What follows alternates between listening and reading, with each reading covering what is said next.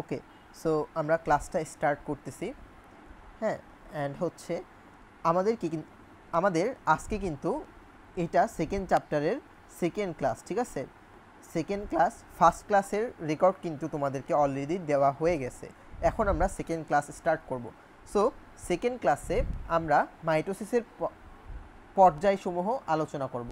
মাইটোসিসের কয়টা পর্যায় আছে আমরা জানি সবাই। মাইটোসিসের 5টা পর্যায় আছে, ঠিক আছে। কি কি সেটাও আমরা সবাই জানি। প্রোফেজ, প্রোমেটাফেজ, মেটাফেজ, অ্যানাফেজ এবং টেলোফেজ, ঠিক আছে। সো এই যে আমাদের প্রোফেজ ধাপের মাইটোসিসের 5টা পর্যায় আছে, এই 5টা পর্যায় আমাদের অনেক ভালো করে মনে রাখতে হবে। কেন? কারণ এই 5টা পর্যায় আমাদের সিকিউর জন্য অনেক বেশি ইম্পর্টেন্ট। হ্যাঁ, সো এই যে আমাদের সিকিউর জন্য ইম্পর্টেন্ট, আমাদের ফার্স্ট ক্লাসের যেই টপিকগুলো ছিল সেগুলো কিন্তু অনলি এমসিকিউর জন্য ছিল, কিন্তু এখন আমরা সিকিউর জন্য পড়তে হবে, ঠিক আছে। আচ্ছা, সো এই যে আমরা প্রোফেজ ধাপটা শুরু করতেছি, এবং এই প্রোফেজ কিন্তু আমি দেখো পাশে সিকিউ লিখে রাখছি। হ্যাঁ, তোমার কিন্তু এই শুধু প্রোফেজই তোমাকে বলবে তুমি প্রোফেজ ধাপটি বর্ণনা করো। তখন কি করবা? তখন হচ্ছে এই যে এই প্রোফেজের চিত্রটা দিবা, প্লাস হচ্ছে কয়েকটা পয়েন্ট লিখবা, ঠিক আছে। সো কী কী পয়েন্ট লিখবা সেটা আমরা এখনই আলোচনা করব, ঠিক আছে, সিকিউতে। এবং এই সব ধাপ থেকে কিন্তু তোমার এমসিকিউ আসে। সো প্রথমেই আমরা চলে যাই, দেখো মাইটোসিসের প্রথম পর্যায়কে প্রোফেজ বলা হয়। সো আমরা সবাই জানি, তাই না, মাইটোসিসের প্রথম পর্যায় কোনটা? মাইটোসিসের প্রথম পর্যায় হচ্ছে প্রোফেজ, ঠিক আছে। আচ্ছা, সো এইটা কিন্তু তোমাদের এমসিকিউতেও আসে। সেকেন্ডলি তোমার যেটা আসে সেটা হচ্ছে মাইটোসিসের সবচেয়ে দীর্ঘস্থায়ী পর্যায় কোনটা। হ্যাঁ, এটা কিন্তু মাইটোসিসের সবচেয়ে দীর্ঘস্থায়ী পর্যায়, এটাও তোমাকে মাথায় রাখা লাগবে যে মাইটোসিসের সবচেয়ে দীর্ঘস্থায়ী পর্যায় হচ্ছে প্রোফেজ, ঠিক আছে। আচ্ছা, এরপরে তোমাকে যেটা মনে রাখা লাগবে সেটা হচ্ছে এই ধাপে ক্রোমোজোমগুলা, হ্যাঁ, আমাদের যে ক্রোমোজোম থাকে নিউক্লিয়াসের ভিতরে, সেই ক্রোমোজোমগুলা ক্রমাগত খাটো এবং মোটা হতে থাকে, ঠিক আছে। সো এটা আমাদের মনে রাখা লাগবে। হ্যাঁ, এই যে তোমার এটা হচ্ছে নিউক্লিয়াস, ঠিক আছে, এটা হচ্ছে নিউক্লিয়াস, এবং নিউক্লিয়াসের ভিতরে কিন্তু আমাদের এই ইন্টারফেস ধাপে কিন্তু ক্রোমাটিন থাকে। দেখছো এই যে পেঁচানো গেঁচানো যে সুতার মতো জিনিসগুলো দেখতে পাইতেছো, এগুলাই হচ্ছে ক্রোমাটিন তন্তু। হ্যাঁ, কিন্তু প্রোফেজ ধাপে দেখো এগুলো কিন্তু আমাদের ক্রোমোজোম হয়ে যায়। হ্যাঁ, এই যে এগুলো প্রত্যেকটা দেখতে পাইতেছো, এগুলো কিন্তু আমাদের এক একটা ক্রোমোজোম, ঠিক আছে। আচ্ছা, সো এইখানে তোমাকে যেটা মনে রাখা লাগবে সেটা হচ্ছে আমাদের এইখানে ক্রোমোজোমগুলোর অ্যাকচুয়ালি কি চেঞ্জ হবে। ক্রোমোজোমগুলায় ক্রমাগত আমাদের দেখো ক্রোমোজোমগুলোতে জল বিয়োজন ঘটতে থাকবে। জল বিয়োজন মানে কি? এখান থেকে হচ্ছে আমাদের পানি চলে যেতে থাকবে, তাই না?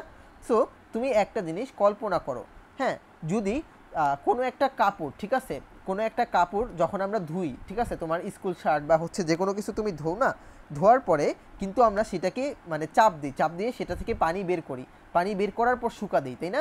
সো আমরা যখন কোনো একটা কাপড় ধোয়ার পরে সেটা চাপ দিয়ে সেখান থেকে সব পানি বের করে ফেলি, তখন সেটা কেমন হয়ে যায়? তখন সেটা কিন্তু একটু সংকুচিত হয়ে যায়, তাই না? সেটাই এখানে বসে, দেখো এই যে জলবিয়োজন হয়, জলবিয়োজন হওয়ার পর ক্রমাগত জলবিয়োজনের ফলে ক্রোমোজোমগুলো সংকুচিত হয়ে যায়, ঠিক আছে, ক্রোমোজোমগুলো ক্রমাগত সংকুচিত হয়ে যায়, ঠিক আছে। এর ফলে কি হবে? ক্রোমোজোমগুলো আমাদের খাটো এবং মোটা হতে থাকবে, ঠিক আছে। ক্রোমোজোমগুলো সংকুচিত হবে, ক্রোমোজোমগুলো খাটো হবে, ক্রোমোজোমগুলো মোটা হবে।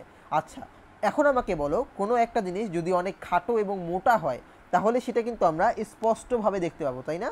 তখন সেটা আমাদের স্পষ্টতরভাবে দৃষ্টিগোচর হবে, ঠিক আছে। এটাও কিন্তু আমাদের জন্য অনেক ইম্পর্টেন্ট যে এটা আমাদের ক্রোমোজোমগুলো স্পষ্টভাবে দৃষ্টিগোচর হবে, ঠিক আছে।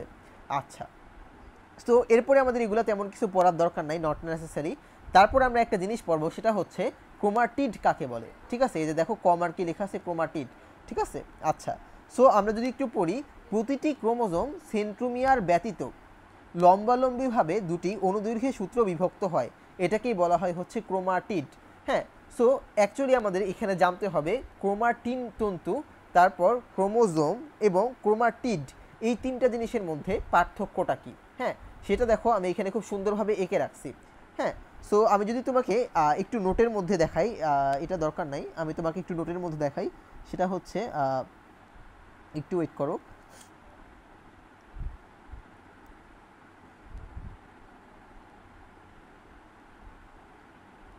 ওকে, সো এই জায়গায় আমরা একটা লাল কালার নিয়ে নিলাম। দেখো, ধরো তোমার হচ্ছে এই নিউক্লিয়াস, ঠিক আছে, নিউক্লিয়াসের ভিতরে যখন পেঁচানো গোছানো সুতার মতো ক্রোমোজোমগুলো থাকবে সেটাকে বলবো হচ্ছে আমরা ক্রোমাটিন তন্তু। বুঝতে পারছো?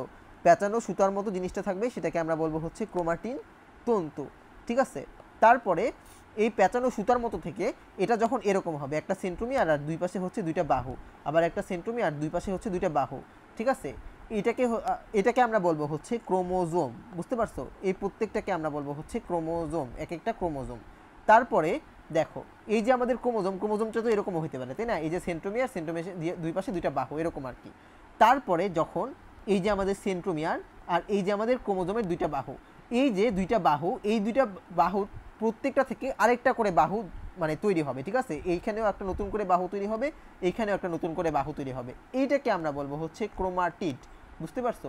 এটাকে আমরা কি বলবো বলো তো? এটাকে আমরা বলবো হচ্ছে ক্রোমাটিড। হ্যাঁ, তাহলে এইখানে কিন্তু আমাদের সেন্ট্রোমিয়ারটা বিভক্ত হয় নাই, তাই না? সেন্ট্রোমিয়ারটা কিন্তু একদম হচ্ছে আমাদের জায়গা মতোই আছে, সেন্ট্রোমিয়ার কিন্তু বিভক্ত হয় নাই।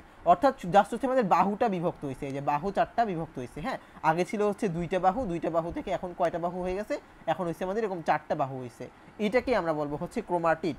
তাহলে আমরা আবার যদি আগের পড়াশোনায় ফিরে যাই, তাহলে আশা করি তোমরা বুঝতে পারছো যে ক্রোমাটিড কাকে বলে। এখন আমরা সংজ্ঞাটা আবার একটু পড়ি।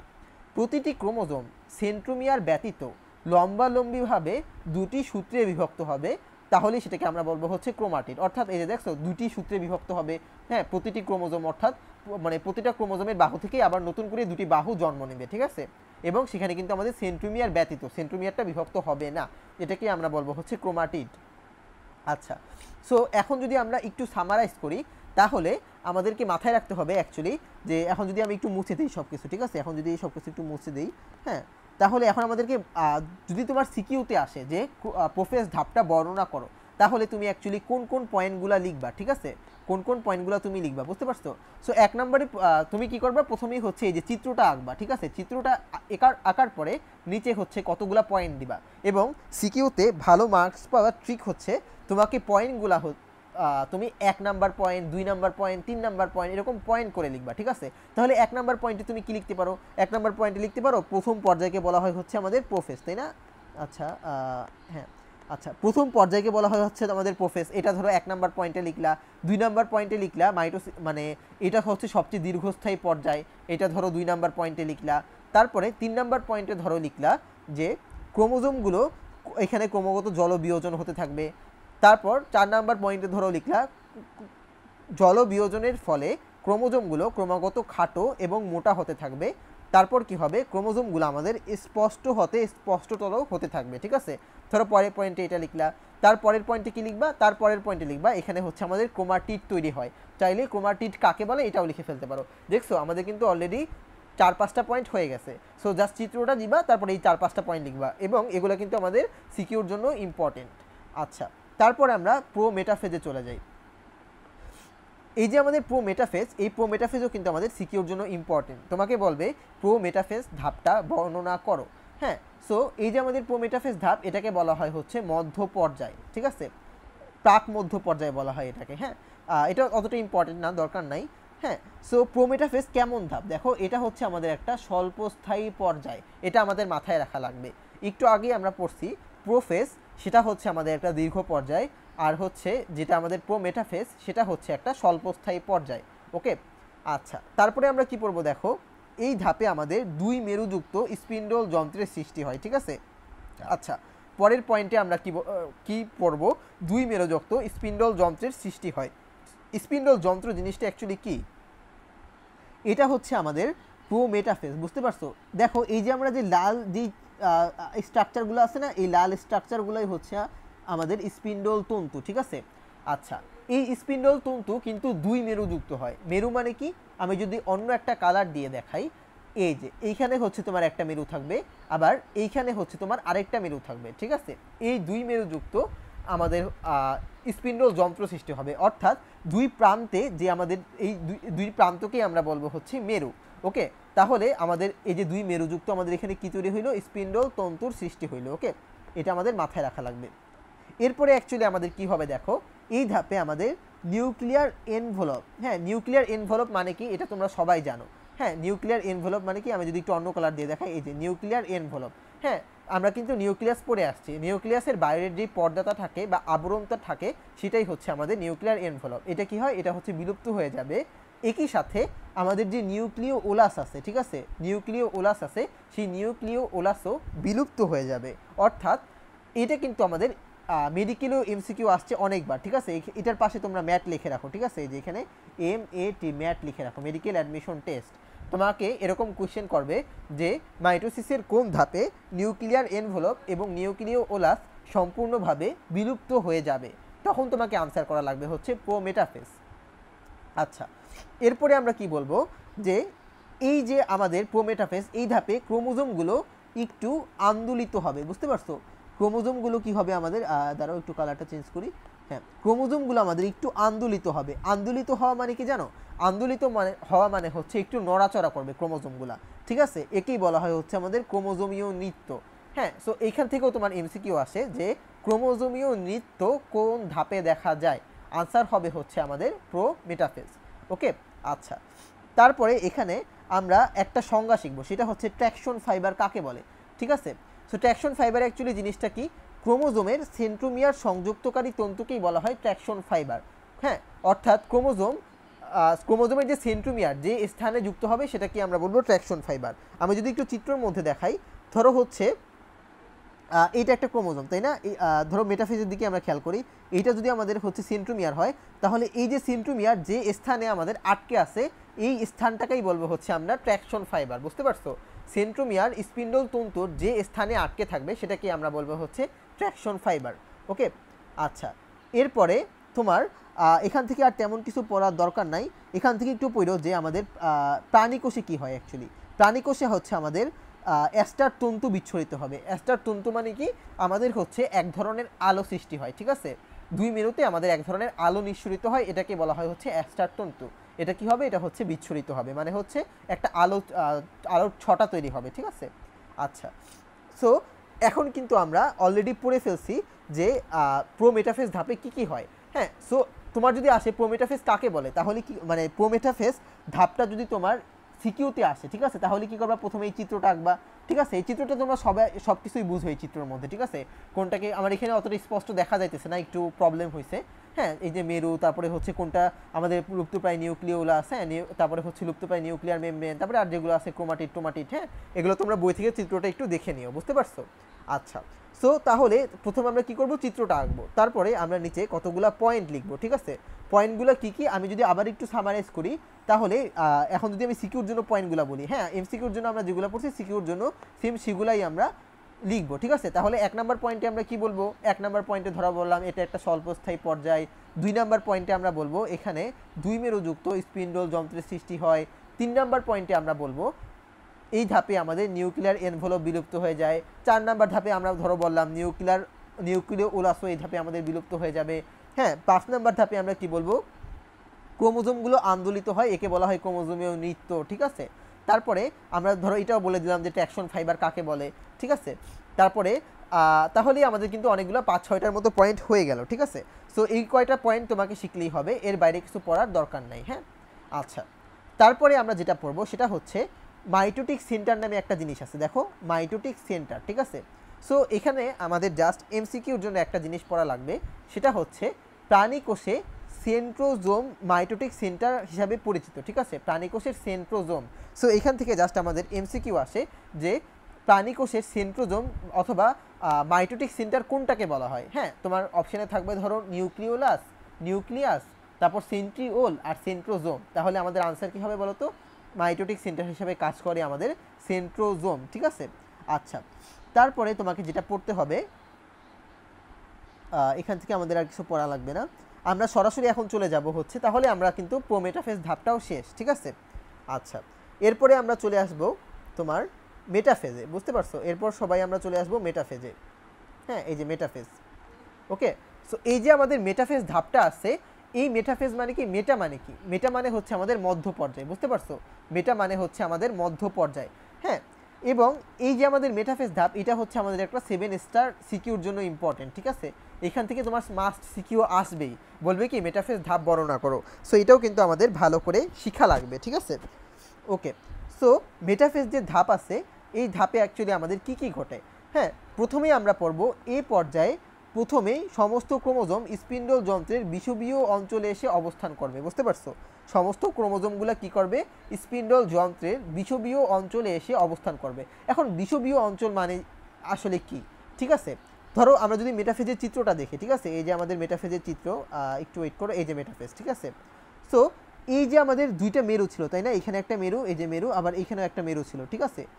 এই দুইটা মেরুর আমাদের যে মধ্যবর্তী একদম জায়গাটা আছে, একদম মধ্যবর্তী জায়গাটা, সেটাকে আমরা বলবো হচ্ছে বিষুবীয় অঞ্চল, ঠিক আছে। মধ্যবর্তী জায়গা কোনটা? আমি যদি একটা লাইন আঁকি, দেখো এই যে এখান থেকে যদি আমি একটা লাইন আঁকি, তাহলে সেটা হচ্ছে একটা মধ্যবর্তী জায়গা হবে। এখন দেখো আমাদের ক্রোমোজোমগুলো উল্টাপাল্টাভাবে মনে হলো প্রত্যেকটা ক্রোমোজোমের সেন্ট্রোমিয়ার কিন্তু হচ্ছে আমাদের একদম এই বিষুবীয় লাইন বরাবর আছে, তাই না? প্রত্যেকটা ক্রোমোজোমের সেন্ট্রোমিয়ারই কিন্তু আমাদের এই বিষুবীয় অঞ্চলের লাইন বরাবর আছে। তাহলে বিষুবীয় অঞ্চল কোনটা? এই যে বিষুবীয় অঞ্চল হচ্ছে আমাদের কোনো একটা ক্রোমোজোমের স্পিন্ডল যন্ত্রর দুই মেরুর একদম যে মধ্যবর্তী জায়গাটা, সেটাকে আমরা বলবো হচ্ছে বিষুবীয় অঞ্চল। তাহলে এই যে আমাদের এই পর্যায়ে প্রথমেই কি হবে? ক্রোমোজোমগুলো হচ্ছে স্পিন্ডল যন্ত্রের বিষুবীয় অঞ্চলে এসে অবস্থান করবে, ঠিক আছে। আচ্ছা, এরপরে অ্যাকচুয়ালি কি হবে? স্পিন্ডল যন্ত্রের দুই মেরুর মধ্যবর্তী স্থানকে বলা হয় হচ্ছে আমাদের বিষুবীয় অঞ্চল বা নিরক্ষীয় অঞ্চল, ঠিক আছে। স্পিন্ডল যন্ত্রের দুই মেরুর মধ্যবর্তী স্থান বা অঞ্চলকে আমাদের বলা হয় বিষুবীয় অঞ্চল। এটা কিন্তু আমরা একটু আগেই পড়ে আসছি, তাই না? আচ্ছা, তারপর এই যে কোষ বিভাজনের মেটাফেজ দশায় স্পিন্ডল যন্ত্রের বিষুবীয় অঞ্চলগুলো যে ক্রোমোজোমের মানে ক্রোমোজোমগুলো যে আমাদের বিষুবীয় অঞ্চলে বিন্যস্ত হইল, এই প্রক্রিয়াটাকে কি বলা হয়? এই প্রক্রিয়াটাকে বলা হয় হচ্ছে আমাদের মেটাকাইনেসিস। বুঝতে পারছো? অর্থাৎ কোষ বিভাজনের মেটাফেজ দশায় স্পিন্ডল যন্ত্রের বিষুবীয় অঞ্চলে ক্রোমোজোমগুলো বিন্যস্ত হয়, তাই না? বিষুবীয় অঞ্চল মানে কি? ওই যে হচ্ছে আমাদের মধ্যবর্তী অঞ্চলে এসে অবস্থান করবে, এটাকে আমরা কি বলবো? মেটাকাইনেসিস। বুঝতে পারছো?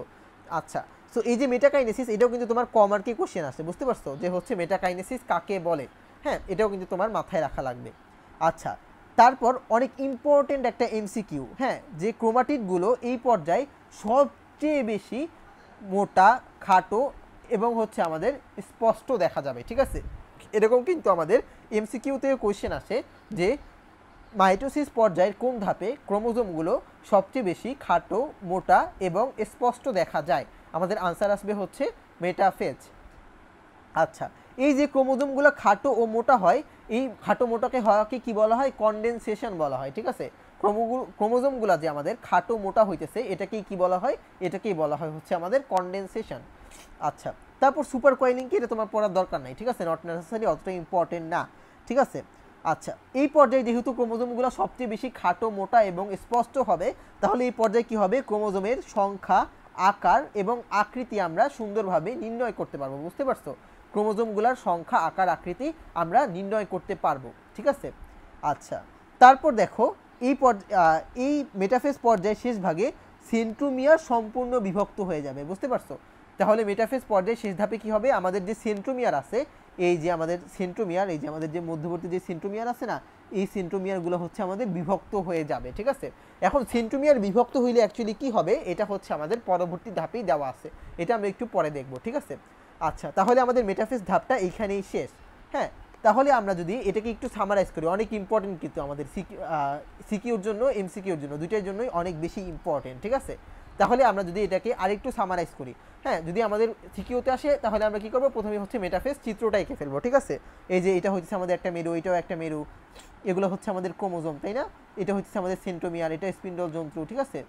আচ্ছা, তারপরে দেখো, তাহলে মেটাফেজ পর্যায়ে যদি আমাদের এমসিকিউতে আসে, তাহলে আমরা প্রথমেই চিত্রটা আঁকবো, তারপর আমরা কয়েকটা পয়েন্ট দিব। 1 নম্বর পয়েন্টে আমরা কি লিখতে পারি?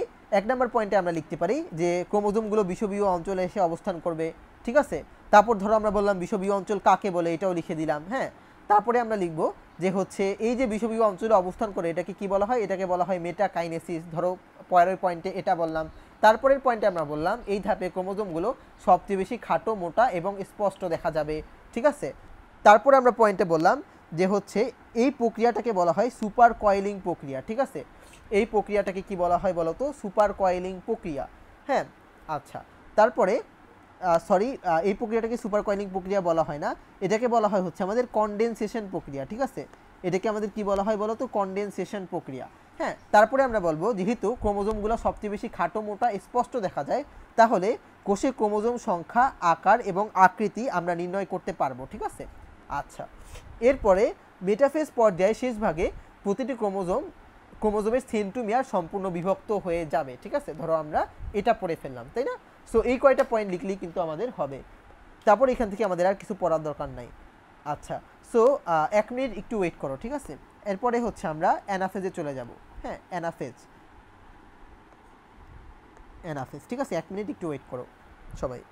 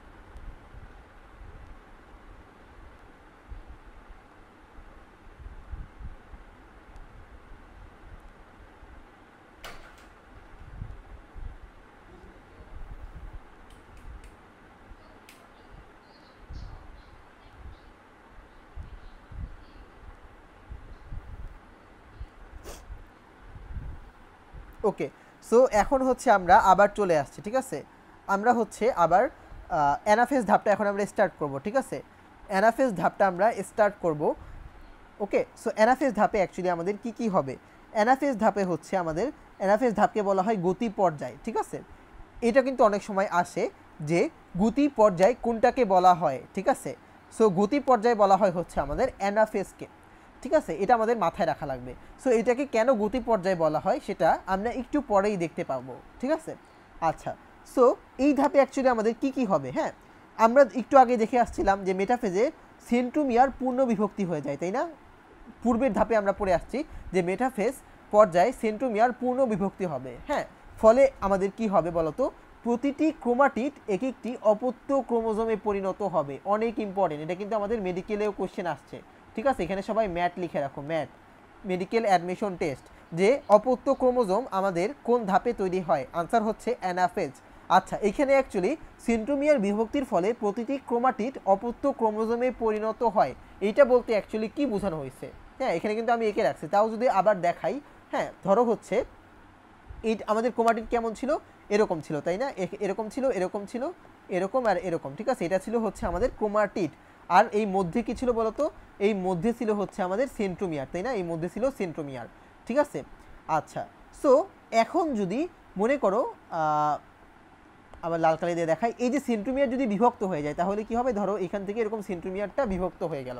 সেন্ট্রোমিয়ার বিভক্ত হয়ে যাওয়ার ফলে অ্যাকচুয়ালি আমাদের কি হবে দেখো, এইখানে কিন্তু আমাদের এরকম করে এরকম একটা পর্যায় তৈরি হবে। আবার এই যে সেন্ট্রোমিয়ারটা বিভক্ত হয়ে গেল। ঠিক আছে, অর্থাৎ এই যে আমাদের মধ্যে ধরো এই যে এরকম করে সেন্ট্রোমিয়ারটা বিভক্ত হয়ে গেল। ঠিক আছে, তাহলে আমাদের দেখো তো এই যে এইটাও একটা আমাদের ক্রোমোজোম, বুঝতে পারছো? আবার এটাও একটা ক্রোমোজোম। তাহলে এই যে আমাদের ক্রোমাটিডটা বিভক্ত হয়ে গেল, ক্রোমাটিড বিভক্ত হওয়ার ফলে আমাদের দুইটা ক্রোমোজোম উৎপন্ন হয়ে গেল আলাদা করে, তাই না? এই যে একটা ক্রোমোজোম আর এইটা হচ্ছে আমাদের দুইটা ক্রোমোজোম, বুঝতে পারছো?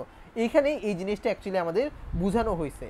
ঠিক আছে, এটাই আমাদেরকে বোঝানো হয়েছে এই যে এই জায়গায়। আবার যদি আমরা আগের জায়গায় চলে আসি, হ্যাঁ, আবার যদি আমরা আগের জায়গায় চলে আসি, দেখো এই যে এখানে খেয়াল করো। ঠিক আছে, সেন্ট্রোমিয়ার পূর্ণ বিভক্তির ফলে প্রতিটি ক্রোমাটিড আমাদের অপত্য ক্রোমোজোমে পরিণত হবে। ঠিক আছে, প্রতিটি ক্রোমাটিড আমাদের কিতে পরিণত হবে? অপত্য ক্রোমোজোমে। ঠিক আছে, তাহলে এই যে এখানে আমরা আঁকছি।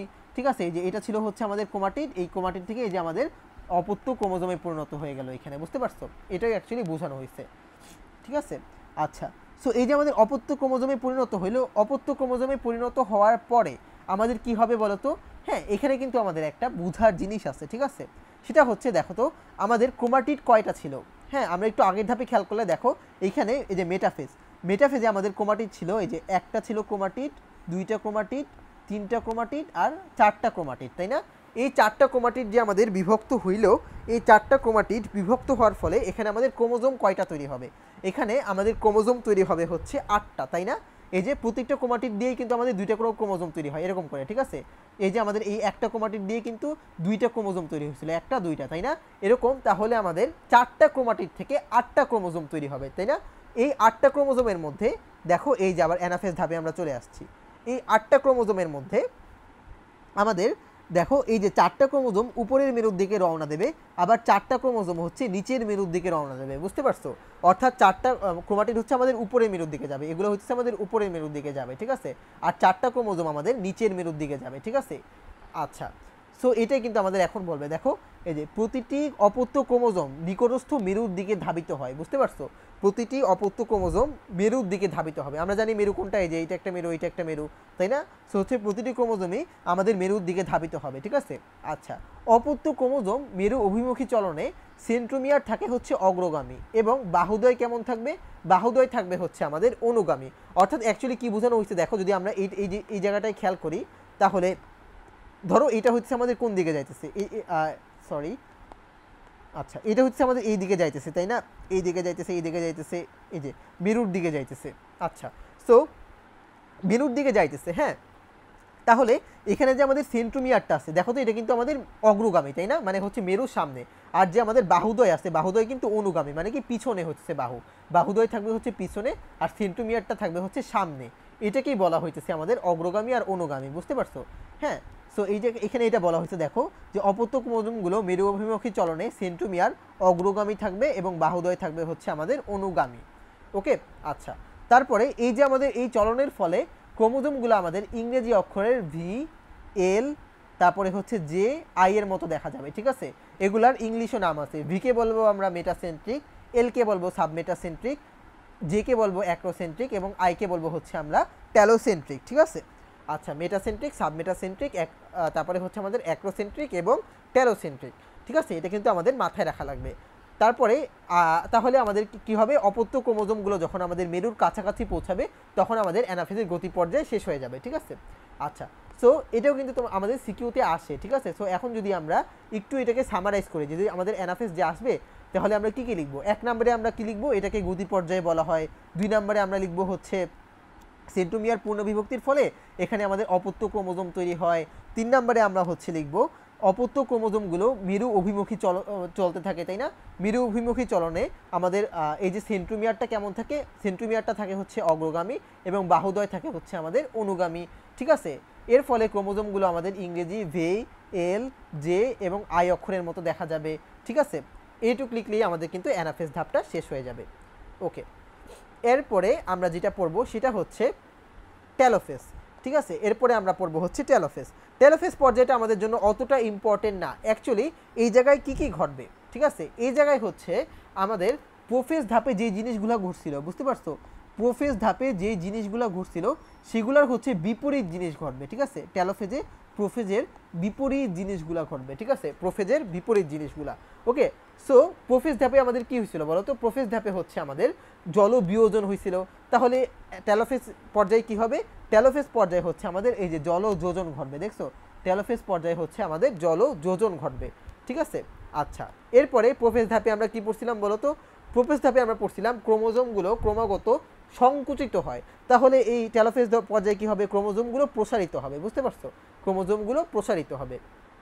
তারপর প্রোফেজ ধাপে আমরা পড়ছিলাম ক্রোমোজোমগুলো অনেক বেশি খাটো এবং মোটা হবে। তাহলে এখানে আমরা কি পেলাম, ক্রোমোজোমগুলো সরু ও লম্বা হতে থাকবে, ঠিক আছে। ক্রোমোজোমগুলো কেমন হতে থাকবে বলো তো, ক্রোমোজোমগুলো হচ্ছে আমাদের সরু ও লম্বা হতে থাকবে, ঠিক আছে, এবং অস্পষ্ট হতে থাকবে। প্রোফেজ ধাপে কিন্তু আমরা পড়ছিলাম ক্রোমোজোমগুলো স্পষ্ট হয়। তাহলে এখানে বিপরীত জিনিস ঘটবে, এখানে হচ্ছে আমাদের ক্রোমোজোমগুলো অস্পষ্ট হয়ে যাবে, ঠিক আছে। আচ্ছা, এরপরে কি হবে, নিউক্লিয়ার এনভেলপ এবং নিউক্লিয় উলাসের পুনরাবির্ভাব ঘটবে, ঠিক আছে। অর্থাৎ এটা কিন্তু আবার প্রোমেটাফেজ ধাপের বিপরীত, ঠিক আছে।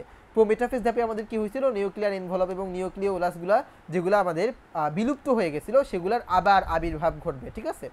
আচ্ছা, ফলে কি হবে, দুটি অপত্য নিউক্লিয়াসের সৃষ্টি হবে, ঠিক আছে, আলাদা করে দুটি অপত্য নিউক্লিয়াসের সৃষ্টি হবে। দেখো এই যে আমাদের টেলোফেজ পর্যায়ে এই যে আমাদের আলাদা করে একটা নিউক্লিয়াস, এই যে আমাদের একটা নিউক্লিয়াস, ঠিক আছে। আচ্ছা, সো এখানে আমাদের কি তৈরি হলো, দেখো এখানে আমাদের নিউক্লিয়ার এনভেলপ, তারপরে হচ্ছে যে ক্রোমোজোম, তারপরে নিউক্লিওলাস, এগুলো কিন্তু আবার নতুন করে তৈরি হবে। আর এই যে আমাদের ডট ডট ডট ডট দিয়ে যেগুলো দেখাইছে এগুলো হচ্ছে আমাদের স্পিন্ডল তন্তু, এটা কি লুপ্তপ্রায় স্পিন্ডল যন্ত্র, ঠিক আছে। অর্থাৎ কি, এখানে হচ্ছে আমাদের স্পিন্ডল যন্ত্রটা বিলুপ্ত হয়ে যাইতেছে, বুঝতে পারছো?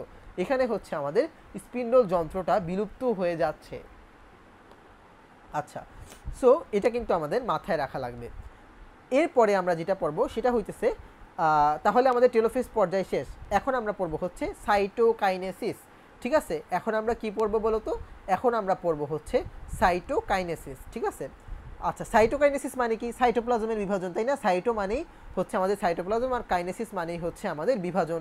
হ্যাঁ, সো বিভাজনরত কোষের সাইটোপ্লাজম দুভাগে বিভক্ত হয় হচ্ছে আমাদের সাইটোকাইনেসিস। অর্থাৎ দেখো, এই যে আমাদের একটা নিউক্লিয়াস, এই যে একটা নিউক্লিয়াস, আর এই পুরাটাই কি? এই পুরাটাই কিন্তু হচ্ছে আমাদের সাইটোপ্লাজম, বুঝতে পারছো? এই যে সাইটোপ্লাজম এই বরাবর বিভক্ত হয়ে যাবে, এটাকেই বলবো হচ্ছে আমরা সাইটোকাইনেসিস, ঠিক আছে? আচ্ছা, এই যে আমাদের সাইটোকাইনেসিস হইল, উদ্ভিদ কোষে সাইটোকাইনেসিস কোষ প্লেট ও কোষ প্রাচীর সৃষ্টির মাধ্যমে হয়, ঠিক আছে? অর্থাৎ এই মধ্যে হচ্ছে আমাদের কোষ প্লেট এবং কোষ প্রাচীর সৃষ্টির মাধ্যমেই সাইটোকাইনেসিস হবে, অর্থাৎ সাইটোপ্লাজমটা বিভক্ত হবে। তারপর এগুলো অতটা ইম্পর্টেন্ট না। হ্যাঁ, এই যে আমাদের ফ্র্যাগমোপ্লাস্ট, ভেসিকল, ঠিক আছে? এগুলো হচ্ছে তোমরা ফার্স্ট চ্যাপ্টারের যে আমাদের কোষ প্রাচীরের যে গঠন সেখানেই পড়ে আসছো। জাস্ট সাইটোকাইনেসিস থেকে এটাই মনে রাখো যে সাইটোপ্লাজমের বিভাজনকে বলা হয় সাইটোকাইনেসিস, এবং কোষ প্লেট এবং কোষ প্রাচীর সৃষ্টি হওয়ার মাধ্যমেই সাইটোকাইনেসিসটা ঘটে। ওকে, সো এখন তোমাদেরকে আর তেমন কিছু পড়ার দরকার নেই। এখন আমরা চলে আসব, যদি এই সাইটোকাইনেসিস না হয় তাহলে অ্যাকচুয়ালি আমাদের কি হবে? হ্যাঁ, ধরো এই যে আমাদের একটা কোষ সৃষ্টি হইলো, ঠিক আছে? এই যে আমাদের একটা কোষ সৃষ্টি হইলো, হ্যাঁ, এই যে কোষটা সৃষ্টি হইলো, এই যে এটা কি আমাদের একটা কোষ, এই কোষের মধ্যে কয়টা নিউক্লিয়াস আছে বলো তো? এই একটা নিউক্লিয়াস আছে, এই দুইটা নিউক্লিয়াস আছে, ঠিক আছে? সো এই সাইটোকাইনেসিস যদি না হয়, এই মধ্যে যদি বিভাজনটা না হয়, তাহলে কি হবে? এই বিভাজন হওয়ার ফলে কি হইতো বলো তো? বিভাজন হওয়ার ফলে এই দুইটা কিন্তু আমাদের আলাদা কোষ হয়ে যেত, বুঝতে পারছো? আমি যদি একটু অন্য কালার দিয়ে দেখাই, এইটা আমাদের একটা আলাদা কোষ হয়ে যেত, এটাও হচ্ছে আমাদের আলাদা একটা কোষ হয়ে যেত।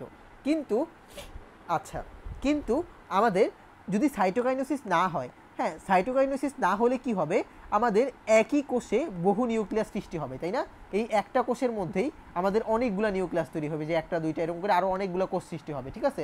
অর্থাৎ আমাদের ক্যারিওকাইনেসিস হইতেছে, নিউক্লিয়াসের বিভাজন হইতেছে, বাট সাইটোকাইনেসিস হইতেছে না, সাইটোপ্লাজমের বিভাজন হইতেছে না। তাহলে কি কোষটাও অ্যাকচুয়ালি আমাদের বিভক্ত হবে না? কোষটা বিভক্ত না হলে কি আমাদের একই কোষে বহু নিউক্লিয়াস সৃষ্টি হয়ে যাবে?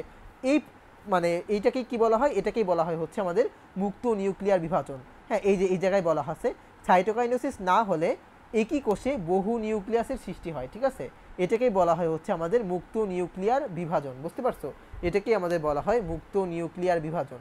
হ্যাঁ, ধরো ডাবের পানি, এটা হইতেছে আমাদের এক ধরনের মুক্ত নিউক্লিয়ার বিভাজনের উদাহরণ, ঠিক আছে? ডাবের পানি আমাদের মুক্ত নিউক্লিয়ার বিভাজনের উদাহরণ। ওকে, সো এটা কিন্তু আমাদের অনেক ইম্পর্টেন্ট একটা এমসিকিউ, যে তোমাকে পরীক্ষার সময় কোয়েশ্চেন করবে নিচের কোনটি মুক্ত নিউক্লিয়ার বিভাজনের উদাহরণ, তোমার আনসার হবে হচ্ছে ডাবের পানি, ঠিক আছে? আচ্ছা, তারপরে অ্যাকচুয়ালি আমাদের যদি উদ্ভিদ কোষে, ঠিক আছে, উদ্ভিদ কোষে হচ্ছে আমাদের এরকম বহু নিউক্লিয়াসের সৃষ্টি হয়, তাহলে সেটাকে আমরা বলবো হচ্ছে সিনোসাইটিক, বুঝতে পারছো? উদ্ভিদ কোষে হইলে সেটাকে আমরা বলবো হচ্ছে সিনোসাইটিক। হ্যাঁ, যে উদ্ভিদ কোষে হইলে সেটাকে আমরা বলবো সিনোসাইটিক, সরি। আর যদি প্রাণী কোষে হয় তাহলে সেটাকে আমরা কি বলবো বলতো? প্লাজমোডিয়াম। উদ্ভিদ কোষে হইলে সেটাকে আমরা বলবো সিনোসাইটিক, এবং প্রাণী কোষে যদি সেটা হয় তাহলে সেটাকে আমরা বলবো হচ্ছে প্লাজমোডিয়াম, বুঝতে পারছো? সিনোসাইটিক আর প্লাজমোডিয়াম, ঠিক আছে? আচ্ছা, সো তোমাদেরকে আর এখান থেকে তেমন কিছু পড়ার দরকার নাই। তাহলে সিনোসাইটিক আর প্লাজমোডিয়াম জিনিসটা কি? যদি উদ্ভিদ কোষে আমাদের মুক্ত নিউক্লিয়াসের বিভাজন ঘটে তাহলে সেই উদ্ভিদ কোষটাকে আমরা বলবো হচ্ছে সিনোসাইটিক, এবং প্রাণী কোষে যদি আমাদের মুক্ত নিউক্লিয়াসের বিভাজন ঘটে, অর্থাৎ একই কোষে যদি বহু নিউক্লিয়াসের সৃষ্টি হয়, তাহলে সেটাকে আমরা বলবো হচ্ছে প্লাজমোডিয়াম, ঠিক আছে? আচ্ছা, এরপর ক্যারিওকাইনোসিস এবং সাইটোকাইনোসিসের মধ্যে পার্থক্য, ঠিক আছে? ক্যারিওকাইনোসিস এবং সাইটোকাইনোসিসের মধ্যে পার্থক্য কি, ঠিক আছে? সো দেখো, ক্যারিওকাইনোসিস মানে কি? নিউক্লিয়াসের বিভাজন। সাইটোকাইনোসিস মানে কি? সাইটোপ্লাজমের বিভাজন, ঠিক আছে? ক্যারিওকাইনোসিসে আমাদের দীর্ঘ সময় লাগবে, সাইটোকাইনোসিসে আমাদের কম সময় লাগবে। হ্যাঁ, ক্যারিওকাইনোসিসের ফলে আমাদের নিউক্লিয়াসের সংখ্যা বৃদ্ধি পায়, সাইটোকাইনেসিসের ফলে আমাদের কোষের সংখ্যা বৃদ্ধি পাবে, ঠিক আছে? আচ্ছা, তো এইখান থেকে আর তেমন কিছু তোমার পড়ার দরকার নেই। হ্যাঁ, তারপরে আমরা সরাসরি চলে যাব মাইটোসিসের গুরুত্ব ও তাৎপর্য। আচ্ছা, দেখো এখানে কিন্তু আমাদের বড় করে হেডলাইন লেখা আছে, ঠিক আছে? এখানে হচ্ছে আমাদের বড় করে হেডলাইন লেখা আছে, ঠিক আছে? সো দেখো, তোমার এই যে আমাদের মাইটোসিসের গুরুত্ব বা তাৎপর্য, এটা কিন্তু আমাদের মাঝে মধ্যে সিকিউতেও আসে। ঠিক আছে, যে মাইটোসিসের গুরুত্ব ও তাৎপর্য বর্ণনা করো, অথবা এটা আমাদের এমসিকিউর জন্য আসে। সো আমি যে হেডলাইন লিখছি, হেডলাইনটার মানে অ্যাকচুয়ালি কি, ঠিক আছে, হেডলাইনটার মানে হচ্ছে তোমাকে এই হেডলাইনগুলো পড়তে হবে। দেহ গঠন ও দৈহিক বৃদ্ধি, বংশবৃদ্ধি, জননাঙ্গ সৃষ্টি ও জননকোষের সংখ্যা বৃদ্ধি, নির্দিষ্ট আকার আয়তন, এই যে তোমার হেডলাইনগুলো আছে, জাস্ট এই হেডলাইনগুলো পড়বা, ঠিক আছে। এই হেডলাইনগুলো পড়লেই এখান থেকে কিন্তু তুমি সিকিউ আনসার করতে পারবা, বুঝতে পারছো? আচ্ছা, তারপর আমাদের যেটা পড়তে হবে, এখান থেকে অ্যাকচুয়ালি এমসিকিউ কীভাবে আসবে সেটা আমি বলতেছি। সো 1 নম্বরে আমাদের কি বলা আছে দেখো, দেহ গঠন ও দৈহিক বৃদ্ধি। আমরা তো জানি আমাদের যে দেহের যত ধরনের কোষ আছে বা দেহের যত ধরনের দৈহিক বৃদ্ধি ঘটে, হ্যাঁ, সব কিছুই হচ্ছে আমাদের মাইটোসিস কোষ বিভাজনের ফলেই হয়, ঠিক আছে, এটা তো আমাদের আর পড়ার কিছু নাই। তারপর কি বংশবৃদ্ধি, অ্যাকচুয়ালি দেখো বংশবৃদ্ধিটা কীভাবে হয় মাইটোসিসের ফলে। হ্যাঁ, ধরো তুমি একসময় ছোট ছিলা, ঠিক আছে, তারপর তুমি ছোট থেকে বড় হইছো, বড় হওয়ার ফলেই তো তুমি বংশবৃদ্ধি করতে পারবা, তাই না? সো তুমি যে ছোট থেকে ধীরে ধীরে বড় হইছো, এটা কিন্তু মাইটোসিস কোষ বিভাজনেরই ফল। হ্যাঁ, তারপর 3 নম্বর দেখো, জননাঙ্গ সৃষ্টি ও জনন কোষের সংখ্যা বৃদ্ধি, ঠিক আছে, এটা কিন্তু আমাদের জন্য ইম্পর্টেন্ট। জননাঙ্গ সৃষ্টি, ঠিক আছে, এখানে কি বলা আছে বলো তো, জননাঙ্গ মানে কি, জনন প্লাস অঙ্গ, অঙ্গ মানে কি, যে কোনো ধরনের অঙ্গ সৃষ্টি এবং বৃদ্ধি, এটা হচ্ছে আমাদের মাইটোসিস কোষ বিভাজনের ফলেই হয়, এটা তোমাকে মাথায় রাখা লাগবে। আরেকটা আছে হচ্ছে জনন কোষের সংখ্যা বৃদ্ধি, ঠিক আছে, এই জায়গায় অনেক স্টুডেন্টের কনফিউশন হয়, ঠিক আছে। তোমাকে যদি বলে, এই জায়গাটা একটু খেয়াল করো, ঠিক আছে, এই জায়গাটা একটু খেয়াল করো, তোমাকে যদি বলা হয়, ঠিক আছে, তোমাকে যদি বলা হয় জনন কোষ সৃষ্টি, বুঝতে পারছো, জনন কোষ সৃষ্টি, ঠিক আছে, জনন কোষ যদি সৃষ্টি বলা হয়, অথবা জনন কোষে কোন ধরনের বিভাজন হয়, ঠিক আছে, তাহলে সেটা হবে তোমার হচ্ছে মিওসিস, ঠিক আছে, তাহলে সেটা হবে তোমার মিওসিস, ঠিক আছে। কিন্তু তোমাকে যদি বলে জনন কোষের বৃদ্ধি, সংখ্যা বৃদ্ধি, ঠিক আছে, জনন কোষের সংখ্যা বৃদ্ধি, তাহলে সেটা হবে তোমার মাইটোসিস, বুঝতে পারছো, তাহলে সেটা হবে তোমার হচ্ছে মাইটোসিস। এই জিনিসটা কিন্তু তোমাকে মাথায় রাখা লাগবে, ঠিক আছে। তাহলে এইখানে এই জিনিসটাই আমাদের বলছে, দেখো জনন কোষের সংখ্যা বৃদ্ধি, ঠিক আছে, জনন কোষের সংখ্যা বৃদ্ধি তাহলে আমাদের কি কেন হবে, মাইটোসিস কোষ বিভাজনের ফলে হবে। আচ্ছা, এরপরে নির্দিষ্ট আকার আয়তন রক্ষা, বুঝতে পারছো, নির্দিষ্ট আকার আয়তন রক্ষা। এখন আমরা তো জানি যে হচ্ছে দেখো, এই যে আমাদের 4 নাম্বার পয়েন্ট, 5 নাম্বার পয়েন্ট আর 6 নাম্বার পয়েন্ট, এই 3টা পয়েন্ট অনেকটাই সিমিলার, ঠিক আছে। ধরো নির্দিষ্ট আকার আয়তন রক্ষা, তারপর নিউক্লিয়াস এবং সাইটোপ্লাজমের ভারসাম্য রক্ষা, তারপর ক্রোমোজোমের সংখ্যা সমতা রক্ষা, এগুলো কিন্তু আমরা আগেও পড়ে আসছি, মাইটোসিসের যে কয়েকটা বৈশিষ্ট্য ছিল সেই বৈশিষ্ট্যর মধ্যে, তাই না? এই জন্যই কিন্তু হচ্ছে মাইটোসিসকে সমীকরণিক কোষ বিভাজন বলা হয়। এখানে আমরা জানি যে হচ্ছে আমাদের যে অপত্য কোষ থাকে এবং মাতৃকোষ থাকে, দুইটাই হচ্ছে আমাদের আয়তন সেম হয়, সেই দুইটাই হচ্ছে আমাদের নিউক্লিয়াস এবং সাইটোপ্লাজম সেম হয়, সেই দুইটাই হচ্ছে আমাদের ক্রোমোজোম সংখ্যা সমান থাকে, তাই না? এগুলো কিন্তু আমাদের আলাদাভাবে পড়ার দরকার নাই, ঠিক আছে, এগুলো কিন্তু আমরা সব আগে থেকেই জানি। তারপর ক্ষতস্থান পূরণ, ঠিক আছে, এটা কিন্তু আমাদের মেডিকেলে কোয়েশ্চেন আসছিল, এখানে তোমরা সবাই ম্যাট লিখে রাখো, মেডিকেল অ্যাডমিশন টেস্ট, ঠিক আছে। আচ্ছা, সো এই যে আমাদের ক্ষতস্থানটা পূরণ হইতেছে, আমাদের কোনো স্থানে যদি কেটে যায়, সেই কেটে যাওয়া স্থানে কিন্তু আমরা আমাদের হচ্ছে এই যে মাইটোসিস কোষ বিভাজনের ফলেই হচ্ছে আমাদের ক্ষতস্থান পূরণ হয়, এবং ক্রমাগত ক্ষয়পূরণ, এটাও তো আমাদের সেম, ঠিক আছে, যে আমাদের ক্রমাগত ক্ষয়পূরণ হয়, ক্ষতস্থান পূরণ হয়, একই কথা, তাই না? আচ্ছা, এরপর পুনরুৎপাদন। পুনরুৎপাদন মানে কি, আমাদের দেহে এমন কিছু কিছু কোষ আছে যেগুলো হচ্ছে আমাদের কিছুদিন পর পর ন্যাচারালি বা প্রাকৃতিকভাবেই নষ্ট হয়ে যায়। যেমন ধরো হচ্ছে মানুষের লোহিত রক্তকণিকা আরবিসি, ঠিক আছে, আমরা তো জানি আরবিসি হচ্ছে আমাদের 120 দিন পর পর নষ্ট হয়ে যায়, তাই না? 120 দিন পর পর কিন্তু আরবিসি আমাদের ধ্বংস হয়ে যায়। তারপর এমন আরও কিছু কোষ আছে, ধরো কর্নিয়ার বাইরের কোষ, ঠিক আছে, কর্নিয়া কোথায় থাকে বলো তো, চোখে। হ্যাঁ, এরকম আরও কিছু কোষ আছে যারা হচ্ছে কিছুদিন পর পর প্রাকৃতিক নিয়মেই নষ্ট হয়ে যায়। সো সেই নষ্ট হওয়া কোষ পুনরুৎপাদন করার জন্য কিন্তু আমাদের এই যে হচ্ছে মাইটোসিস কোষ বিভাজনটা দরকার হয়। আচ্ছা, এরপর গুণগত বৈশিষ্ট্যের স্থিতিশীলতা রক্ষা, ঠিক আছে, গুণগত বৈশিষ্ট্যের স্থিতিশীলতা রক্ষা। এখন আমরা জানি যে হচ্ছে অপত্য কোষ, অপত্য কোষ মানে কি শিশু কোষ আর কি, ঠিক আছে, অপত্য কোষ এবং হচ্ছে মাতৃকোষে মাইটোসিস কোষ বিভাজনে কিন্তু সব বৈশিষ্ট্য একদম সেম থাকে, তাই না? বৈশিষ্ট্যগুলো কিন্তু আমাদের পরিবর্তন হয় না, এই যে বৈশিষ্ট্যগুলো আমাদের অপরিবর্তনীয় থাকে, অর্থাৎ পরিবর্তন হয় না, এটাকেই বলা হইতেছে আমাদের স্থিতিশীলতা রক্ষা, ঠিক আছে। অর্থাৎ এখানে যে আমাদের বৈশিষ্ট্যগুলো আছে সেগুলো স্থিতিশীল থাকে, ঠিক আছে, অর্থাৎ আমাদের যে মাতৃকোষে আমাদের যেই বৈশিষ্ট্যগুলো থাকে, অপত্য কোষ বা যেই কোষটা নতুন করে সৃষ্টি হবে সেই কোষটার মধ্যেও আমাদের সেম হচ্ছে তোমার হচ্ছে সেম বৈশিষ্ট্যগুলাই থাকবে, ঠিক আছে। আচ্ছা, তারপরে আমরা পড়বো হচ্ছে অনিয়ন্ত্রিত মাইটোসিসের কুফল। হ্যাঁ, অনিয়ন্ত্রিত মাইটোসিস এর কুফল, ঠিক আছে। সো অনিয়ন্ত্রিত মাইটোসিসের কুফল কি কি হতে পারে, ঠিক আছে। অনিয়ন্ত্রিত মাইটোসিস এর কুফল কি কি হতে পারে? হ্যাঁ, অনিয়ন্ত্রিত মাইটোসিসের কুফল হতে পারে আমাদের টিউমার, ক্যান্সার, এরকম বিভিন্ন ধরনের সমস্যা হইতে পারে। ওকে, এটাই আমরা দেখবো। দেখো এই যে অনিয়ন্ত্রিত মাইটোসিস, এটার নামে আমাদের আলাদা একটা টপিকই আছে, ঠিক আছে। এই অনিয়ন্ত্রিত মাইটোসিস এটা পরেই হচ্ছে আমরা ক্লাসটা শেষ করার চেষ্টা করব, ঠিক আছে। আচ্ছা, সো এখন আমরা এতক্ষণ তাহলে কি পড়লাম? আমরা পড়লাম মাইটোসিসের গুরুত্ব ও তাৎপর্য। এখান থেকে আমরা কি বলছি, জাস্ট হচ্ছে হেডলাইনগুলো পড়বো, বুঝতে পারছো? এখান থেকে জাস্ট আমরা হেডলাইনগুলো পড়বো। হেডলাইনগুলো পড়লেই কিন্তু আমাদের মোটামুটি এই টপিকটা ক্লিয়ার হয়ে যাবে। আচ্ছা, এখন আমরা পড়বো হচ্ছে অনিয়ন্ত্রিত মাইটোসিস। হ্যাঁ, অ্যাকচুয়ালি কী হয় দেখো, আমাদের মাইটোসিসটা কিন্তু একটা নিয়ন্ত্রিত উপায় হয়। এই যে এখানে খ লেখা মানে কি, এখানে খ লেখা মানে হচ্ছে তোমার এখান থেকে অনুধাবনমূলক কোশ্চেন আসবে, ঠিক আছে। 2 মার্কে কোশ্চেন আসছে বোর্ড পরীক্ষায়, ঠিক আছে, সিকিউতে আর কি। বোর্ড পরীক্ষায় আমাদের 2 মার্কে কোশ্চেন আসছে এখান থেকে। আচ্ছা, সরি।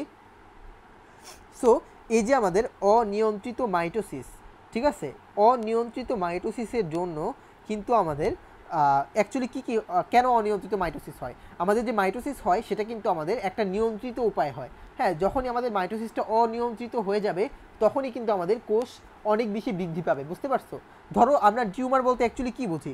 হ্যাঁ, অনিয়ন্ত্রিত মাইটোসিস হলেই কিন্তু আমাদের টিউমার হবে, ঠিক আছে। অনিয়ন্ত্রিত মাইটোসিস হলেই আমাদের টিউমার হবে, ঠিক আছে। সো টিউমার মানে কি, আমরা দেখি দেহের বিভিন্ন স্থান ফুলে যায়, তাই না? মাথা ফুলে যায় অথবা হাতের একটা স্থান ফুলে যায়। হ্যাঁ, এই যে আমাদের ফুলে যাওয়া স্থানটা, ওইখানে কিন্তু আমাদের অনিয়ন্ত্রিত মাইটোসিস হয়েছে, ঠিক আছে।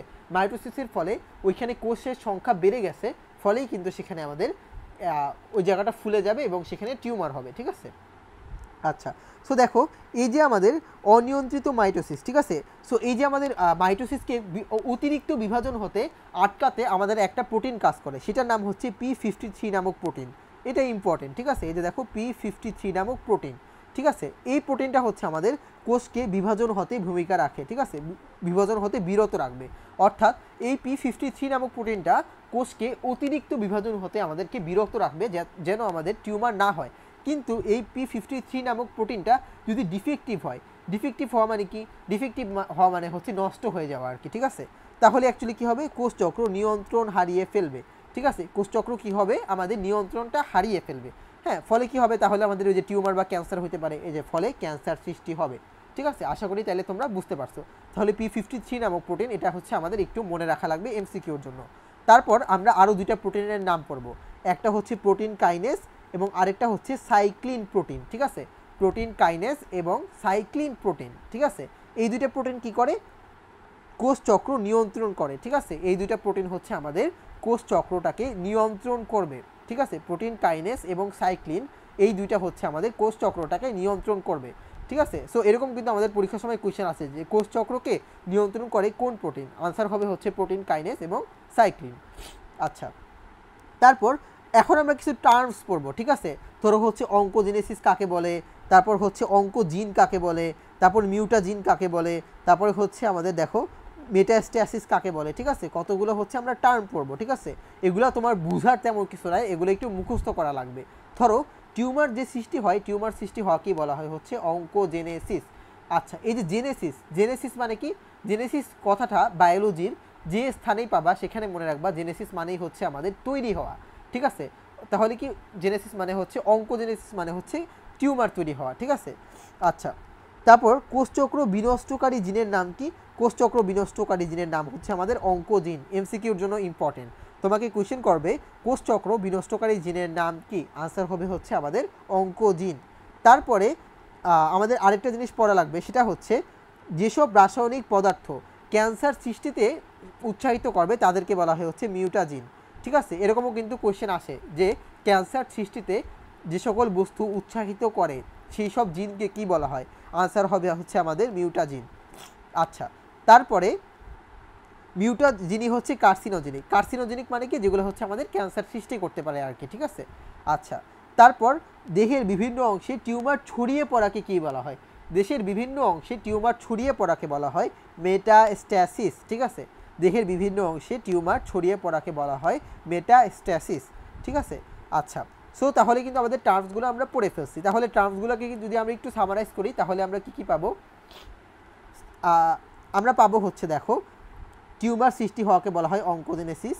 তারপর এই যে কোষচক্র বিনষ্টকারী জিনের নাম কি, অঙ্কোজিন, ঠিক আছে। তারপর আমাদের ক্যান্সার সৃষ্টিতে যেগুলো উৎসাহিত করে সেটাকে আমরা বলবো হচ্ছে মিউটাজিন, হ্যাঁ। তারপর দেহের বিভিন্ন অংশে টিউমার ছড়িয়ে পড়াকে বলা হয় হচ্ছে আমাদের মেটাস্ট্যাসিস। এই সংজ্ঞাগুলো কিন্তু তোমাকে জাস্ট এমসিকিউর জন্য পড়তে হবে, এখান থেকে কিন্তু তোমার কোনো ধরনের আমাদের ডেফিনেশন তোমাকে মুখস্থ করতে হবে না, জাস্ট এমসিকিউ আসলে তুমি পারো এইভাবেই পড়লেই হবে, হ্যাঁ। তোমাকে ধরো জিজ্ঞাসা করবে কি যে কোষচক্র বিনষ্টকারী জিনের নাম কি, অঙ্কোজিন, মেটাজিন, তারপরে হচ্ছে আরও মনে করো বললো হচ্ছে সাইক্লিন জিন এবং হচ্ছে প্রোটিন জিন, ধরো এরকম কিছু জিনের নাম বললো, তাহলে আমাদের আনসার কি হবে, অঙ্কোজিন, তাই না? আচ্ছা, এটুক জানলেই হবে, আর এখান থেকে তেমন কিছু পড়ার দরকার নেই।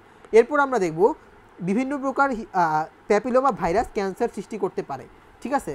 ভাইরাসের B6 এবং B7 নামের দুটি জিন ক্যান্সার সৃষ্টি তৈরি করতে পারে। এই প্যাপিলোমা ভাইরাসের B6 এবং B7 নামক দুটা জিন আছে, এই দুটা জিন হচ্ছে আমাদের ক্যান্সার তৈরি করতে পারে, ওকে। আচ্ছা, সো এই জায়গাটা অ্যাকচুয়ালি আমাদের বোঝার তেমন কিছু নাই, এটা আমাদের একটু টার্মসগুলো মুখস্থ করতে হবে, ঠিক আছে।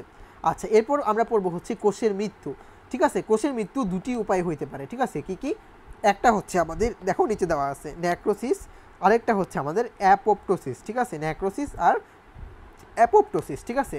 সো নেক্রোসিস মানে কি, পুষ্টির অভাবে যদি কোনো কোষ মারা যায় অথবা বিষাক্ত পদার্থর কারণে যদি কোনো কোষ মারা যায় তাহলে আমরা সেটাকে বলবো হচ্ছে নেক্রোসিস। নেক্রোসিস কোথা থেকে আসছে, নিউট্রিশন, ঠিক আছে। নিউট্রিশন মানে কি পুষ্টি, সেই নিউট্রিশন থেকে আসছে নেক্রোসিস, ঠিক আছে। এবং অ্যাপোপ্টোসিস কখন বলবো, যখন হচ্ছে কোষের জেনেটিক্যালি নিয়ন্ত্রিত মৃত্যু হবে তখন সেটাকে আমরা বলবো হচ্ছে অ্যাপোপ্টোসিস।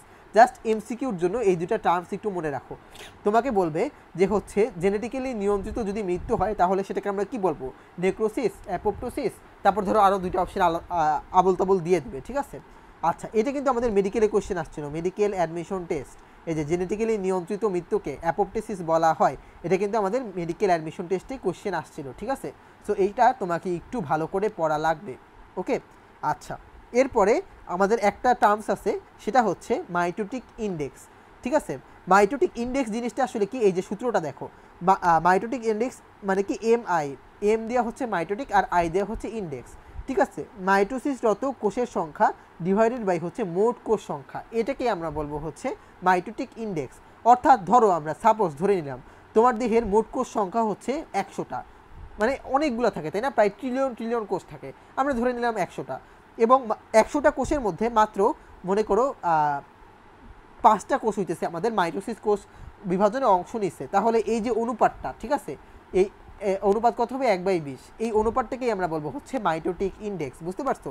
অর্থাৎ মাইটোসিসরত কোষের সংখ্যা ডিভাইডেড বাই হচ্ছে আমাদের মোট কোষ সংখ্যা, এটার যে অনুপাত, এটা দেখো আমাদের মাইটোসিসরত কোষ সংখ্যা এবং মোট কোষ সংখ্যা, এটার যে অনুপাত, এই অনুপাতটাকেই আমরা বলবো হচ্ছে মাইটোটিক ইন্ডেক্স। আচ্ছা, এই মাইটোটিক ইন্ডেক্সটা আমাদের কেন জরুরি, এই মাইটোটিক ইন্ডেক্সটা হচ্ছে আমাদের ক্যান্সার সৃষ্টি হয়েছে কিনা এই জন্য জরুরি, ঠিক আছে। ধরো মাইটোটিক্স ইন্ডেক্স এটা যদি উচ্চ হয় বা অনেক বেশি হয়, হ্যাঁ, মাইটোটিক্স ইন্ডেক্সটা যদি বা এমআই এর মান যদি আমাদের অনেক বেশি আসে, পরীক্ষা করে পাই, তাহলে আমরা বুঝতে পারবো সেখানে কোনো একটা টিউমার অনেক দ্রুত বৃদ্ধি পাইছে, বুঝতে পারছো, কোনো একটা টিউমার অতি দ্রুত বৃদ্ধি পাইছে। যদি আমরা দেখতে পাই কোনো একটা মানুষের এমআই অনেক বেশি বা মাইটোটিক ইন্ডেক্স অনেক বেশি, তাহলে আমরা বুঝতে পারবো তার যে টিউমার আছে সেই টিউমারটা অনেক দ্রুত হচ্ছে আমাদের বর্ধনশীল, ঠিক আছে। আচ্ছা, তারপর দেখো অ্যামাইটোসিস এবং মাইটোসিসের মধ্যে পার্থক্য দেওয়া আছে, এটা জাস্ট একবার রিডিং পড়বা, নট সো ইম্পর্টেন্ট। তাহলে আমাদের ক্লাসটা আজকে এখানেই শেষ হবে, মায়োসিস থেকে হচ্ছে আমরা নেক্সট ক্লাসে পড়বো, ঠিক আছে। এবং মায়োসিস এই একটা ক্লাসেই কিন্তু আমাদের মোটামুটি হচ্ছে তোমাদের এই চ্যাপ্টারটা শেষ হয়ে যাবে নেক্সট একটা ক্লাসেই, ওকে। আচ্ছা, সো এই ক্লাসটা হচ্ছে আমি যেই মানে টাইমগুলো গেছে বা ওয়েস্ট হয়েছে সেগুলো আমি একটু কেটে দেবো, ফলে হচ্ছে ক্লাসটা একটু শর্ট হবে, ঠিক আছে, তোমাদের জন্য একটু সুবিধা হবে, এবং এটা একটা পার্টি, ঠিক আছে। সো তাহলে হচ্ছে আমরা আজকে এখানে এই ক্লাসটা শেষ করতেছি, আল্লাহ হাফেজ।